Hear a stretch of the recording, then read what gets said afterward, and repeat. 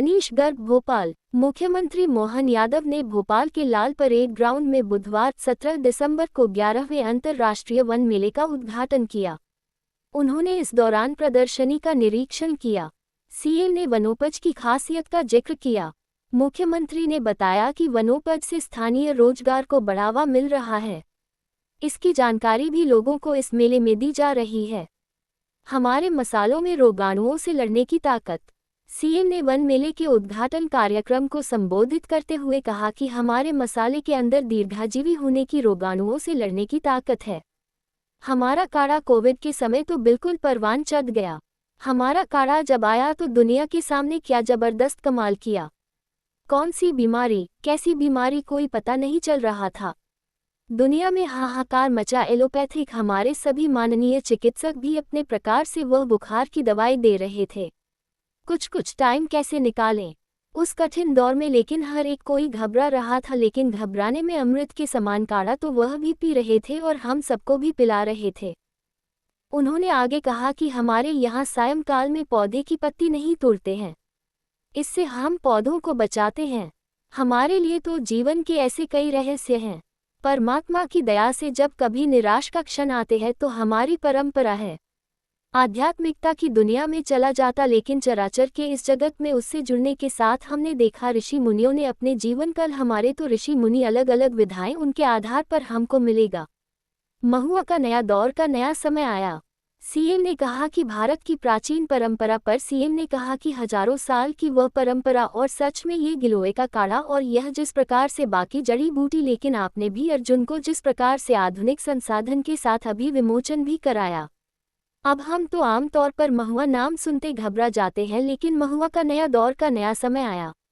जी, ACS Varnwal जी, सविता राजौरिया जी, PCCF और बाकी आप इस पूरे कार्यक्रम में आयोजित समस्त आगंतुक अतिथिगण, भाइयों बहनों, पत्रकार साथियों, वन मेले का अब भोपाल नहीं पूरे प्रदेश को इंतजार रहता है कब शीतकालीन ये समय आए और लाल परेड ग्राउंड, ये हरा परेड ग्राउंड हो जाए। वन से आच्छादित तमाम प्रकार की गतिविधियों के आधार पर सच में इसका एक अलग पहचान बन जाती है, अलग प्रकार की ये आभा दुनिया।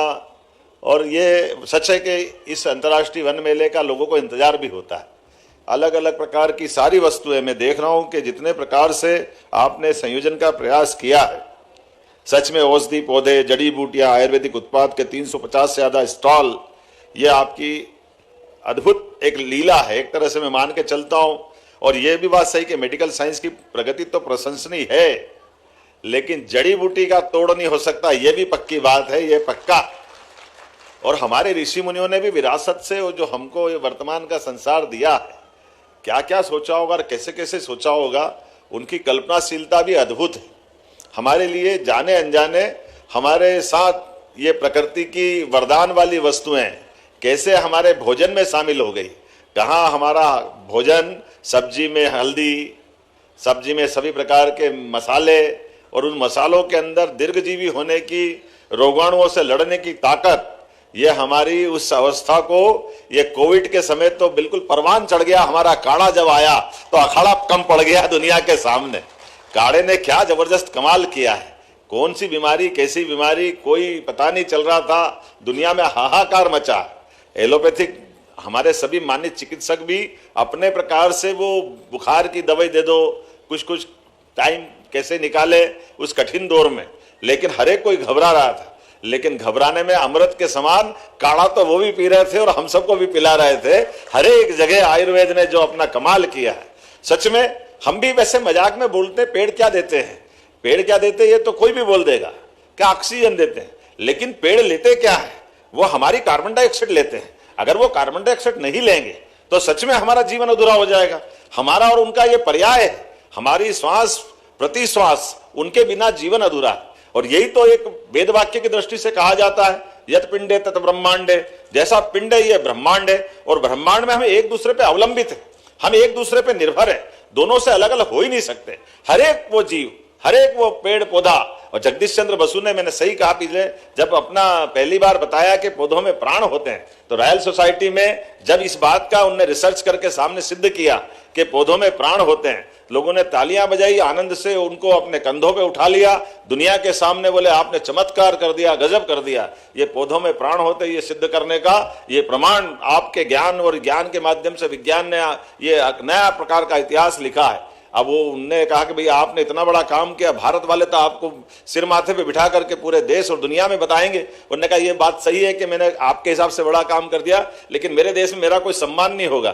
तो लोगों ने, क्यों आपके लोग विज्ञानी को या ज्ञानी आदमी को पसंद नहीं करते क्या? तो नहीं, बोले करते तो बहुत है। तो बोले फिर, बोले अब ये आपको मालूम नहीं था कि पौधों में प्राण होते हैं, हमारे तो गांव गांव में मालूम था कि पौधों में प्राण होता है, उनके लिए कोई नई बात नहीं। उनके लिए नदी, पहाड़, पर्वत सब दूर प्राण होते हैं। और ये हमारी प्राचीन वो पद्धतियां हैं कि सायंकाल हम पौधे की पत्ती नहीं तोड़ते हैं, ये हम पौधों को बचाने से, पौधों के साथ हम अपना जीवन यापन कर सकते हैं। हमारे लिए तो जीवन के ऐसे कई रहस्य हैं। परमात्मा की दया से जब कभी निराशा का क्षण आते हैं तो हमारे तो वनगमन की परंपरा है, इसलिए 4 आश्रम में से वानप्रस्थ आश्रम ये सबसे अच्छा आश्रम माना जाता है। जब आप अपने सांसारिक जीवन से परिपूर्णता के बाद अपने जीवन का और अच्छा समय गुजारना हो, अपने संसारिक उत्तरदायित्व में बेटे बेटी की शादियां हो जाए, जीवन के आपके बेहो जो यौवन अवस्था के लिए, उसके बाद के दौर में आपका जीवन सच्चे अर्थों में समाज जीवन के लिए कैसे काम आ सकता है। तो 50 से 75 साल की अवस्था का जो वानप्रस्थ जीवन है, सच्चे अर्थ में बाद का संन्यास काल तो एक तरह से हमारी वो अध्यात्म की दुनिया में चला जाता है, लेकिन चराचर के इस जगत में उससे जुड़ने के साथ हमने सबने देखा, ऋषि मुनियों ने अपने जीवन काल में, हमारे तो ऋषि मुनि भी 2 अलग अलग विधाएं हैं, उनके आधार पर हमको जानने का मौका मिलेगा। वन जाने के लिए ऋषि अपने यौवन काल में कम खर्च में अपने जीवन के माध्यम से परिवार भी बसाना, लेकिन परिवार के रहते रहते ऋषि अपने ऋषि पुत्र, ऋषि पत्नी, ऋषि परिवार के साथ समाज में वनों के माध्यम से भी वन के अंदर अपने सब प्रकार से जीवन यापन करते हुए हमारे लिए न्यूनतम आवश्यकता के साथ संसार के साथ जीवन जीते जीते हजारों साल से ये ऋषि परंपरा इतनी उत्कृष्ट रही है कि हमारे देश की पहचान ऋषि मुनियों से रही है। इसलिए जीवन के सारे उलझे सुलझे प्रश्नों के उत्तर हमारे ऋषि मुनियों ने निकाले। मैं आज के इस अवसर पर इतना भी बताना चाहता हूं कि वन की भी कोई सीमा नहीं होती थी राज्य शासन काल के पुराने राजा महाराजा की पद्धति में, ना हमारे ऋषि मुनियों को किसी सीमा में बांध सकते थे, वो सारी दूर निर्बाध रूप से आने जाने के लिए स्वतंत्र होते थे। हजारों साल की वो परंपरा, वो सच में ये गिलोय का काढ़ा और ये जिस प्रकार से बाकी जड़ी बूटी है, लेकिन आपने भी अर्जुन, आंवला, हर्रा, बहेड़ा को जिस प्रकार से आधुनिक संसाधन के साथ अभी विमोचन भी कराया। अब हम तो आमतौर पे महुआ नाम सुनते घबरा जाते हैं, लेकिन महुआ का भी लेप आप इतना बढ़िया बना रहे हो, ऐसा लगता है कि नया दौर का नया समय आया। जोरदार अभिनंदन करें हमारे ये नए नए प्रकार के उत्पादों के लिए। और ये वन्य जीवनों के आधार पर हमारा जो आयुर्वेद है वो तो कायाकल्प तक तरफ ले जाता है। ये बात सही है कि जैसे यत पिंडे तत् ब्रह्मांडे, हमारे शरीर के साथ, अपने शरीर के रहस्यों के साथ प्रकृति ने कितना अद्भुत संयोजन दिया है।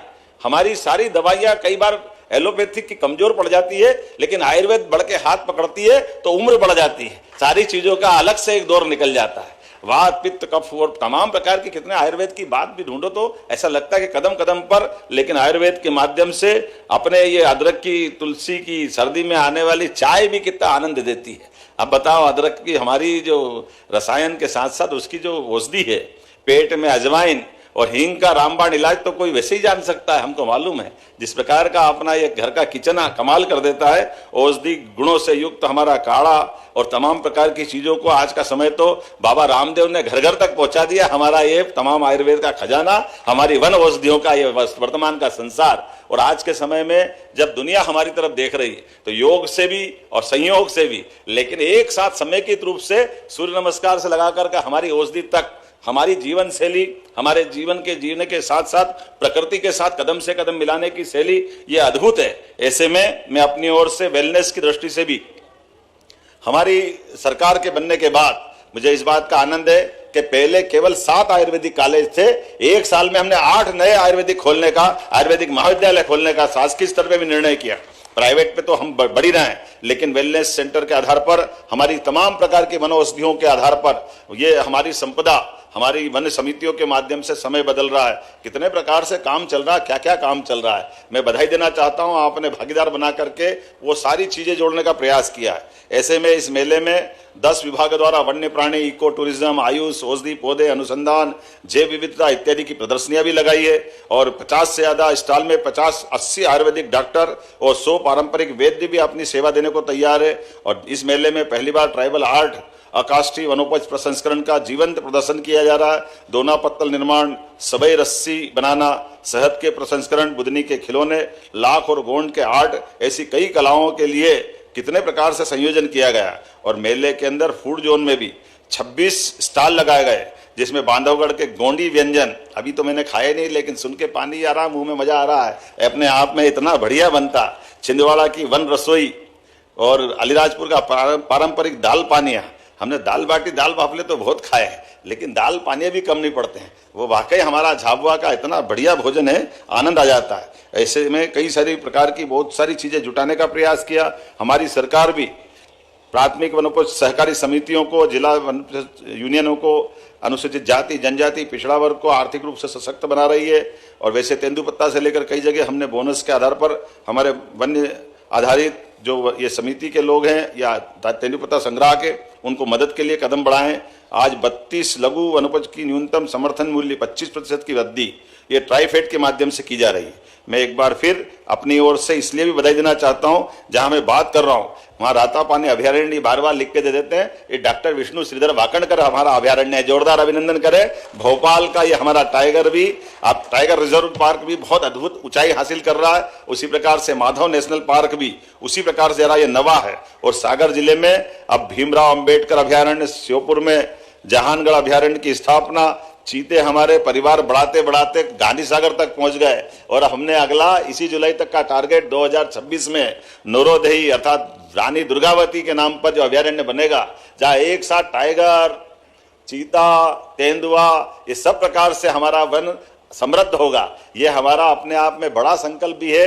आइए आपके साथ टाइगर स्टेट, चीता स्टेट, वल्चर स्टेट, घड़ियाल स्टेट, लेपर्ड स्टेट, और इसके अलावा भी अब तो गेंडे और जिराफ भी लाने की हम सोच रहे हैं। किंग कोबरा तो आ ही रहा है, कितने प्रकार से क्या क्या सोच रहे हैं। मैं अपनी ओर से एक बार फिर हमारे इस वन विभाग की विविध गतिविधियों के लिए अपनी शुभकामना देता हूं, बधाई देता हूं और उम्मीद करता हूं कि इसी प्रकार से हम अपने वन आच्छादित मेलों की विशेषताओं को लेकर समाज के सामने आएंगे। वेलनेस के आधार पर हमारे आयुर्वेद को भी समृद्ध करेंगे और हर प्रकार से हमारे वन्य प्राणी के साथ साथ वन्य गांवों के अंदर रहने वाले या बाकी सभी प्रकार के लोगों को आर्थिक रूप से भी समृद्ध बनाएंगे। और सशक्त प्रधानमंत्री के नेतृत्व में सशक्त भारत और सशक्त मध्य प्रदेश बनेगा। जोरदार अभिनंदन माननीय मोदी जी के लिए भी। सच में मोदी जी ने आयुर्वेद को इतना बढ़ाया और आयुर्वेद को इतना अपनाया भी है, वो हमारे लिए आदर्श भी है। और आज के इस दौर में, आज के इस समय में सब प्रकार से भारत के अंदर इन सारी गतिविधियों को बढ़ाने के लिए मोदी जी का आशीर्वाद मध्य प्रदेश को सदैव मिलता रहता है। मेरी अपनी ओर से एक बार फिर आप सबका वंदन, अभिनंदन और मेले के शुभारंभ की मैं घोषणा करता हूं। बहुत बहुत बधाई। भारत माता की।